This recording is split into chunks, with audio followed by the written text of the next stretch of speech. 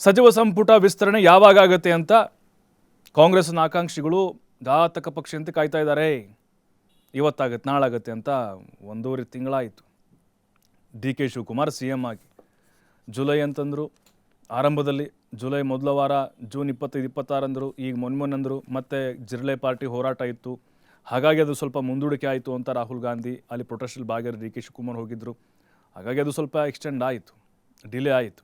But ಈಗ ಮುಹೂರ್ತ ಕೂಡಿ ಬಂದಿದೆ. ಇವತ್ತು ಡೆಲ್ಲಿಗೆ ಹೋಗ್ತಿದ್ದಾರೆ ಕಾಂಗ್ರೆಸ್ ನಾಯಕರು, CM ಸಿದ್ದರಾಮಯ್ಯ, BK ಹರಿಪ್ರಸಾದ್ ಎಲ್ಲರೂ ಕೂಡ ಹೋಗಿ ಅವ್ರದ್ದೊಂದು ಪಟ್ಟಿ ಇದೆ, ಹೈಕಮಾಂಡ್ ಮುಂದೆ ಇಡ್ತಾರೆ. ಅದಕ್ಕೆ ಒಂದು ಫೈನಲ್ ಸಿಗ್ನೇಚರ್ ಮಾಡಿಸ್ಕೊಂಡು ಬರುವಂಥ ಸಾಧ್ಯತೆಗಳಿದ್ದಾವೆ. ಯಾವಾಗ ಪ್ರಮಾಣ ವಚನ ಸ್ವೀಕಾರ? ನಾಳೆ ಅಥವಾ ನಾಡಿದ್ದು ಫೈನಲ್ ಆಗುವಂಥ ಸಾಧ್ಯತೆ ಇದೆ. ಅಂದರೆ ಇವತ್ತು ಚರ್ಚೆ ಆಗುತ್ತೆ, ನಾಳೆ ಪಟ್ಟಿ ಫೈನಲ್ ಆಗುತ್ತೆ.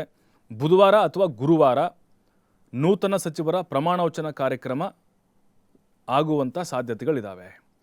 ಉಳಿದಿರೋದು 20 ಖಾತೆ. ಈಗ 20ರಲ್ಲಿ 15 ಹೊಸ ಮುಖಗಳಿಗೇನೋ ಮಣೆ ಹಾಕ್ತಾರೆ ಅಂತ ಕೇಳ್ಪಟ್ಟಿವಿ ನಾವು. ನೋಡ್ಬೇಕು ಹಾಗಾದರೆ ಆ ಹೊಸ ಮುಖ ಯಾವ್ಯಾವುದು. ಫಸ್ಟ್ ಟೈಮ್ ಗೆದ್ದಂಥವ್ರಿಗೂ ಕೂಡ ಇಲ್ಲಿ ಅವಕಾಶ ಕೊಡ್ತಾರೆ. ಯಾರ ಆಪ್ತರಿಗೆ ಇಲ್ಲಿ ಅದೃಷ್ಟ ಒಲ್ದಿದೆ. ಡಿ ಕೆ ಶಿವಕುಮಾರ್ದು ಒಂದು ಲಿಸ್ಟ್ ಇದೆ, ಸಿದ್ದರಾಮಯ್ಯನವ್ರದ್ದು ಅವ್ರ ಆಪ್ತರದ್ದು ಕೂಡ ಒಂದು ಪಟ್ಟಿನೇ ಇದೆ, ಖರ್ಗೆ ಅವ್ರದ್ದು ಒಂದು ರೆಡಿ ಇದೆ ಅಂತೆ, BK ಹರಿಪ್ರಸಾದ್ದು ಕೂಡ ಒಂದು 4 ಹೆಸರಿದಾವಂತೆ. ಯಾವ ಮಾನದಂಡದ ಮೇಲೆ ಮಣೆ ಹಾಕ್ತಾರೆ ಹಾಗಾದರೆ?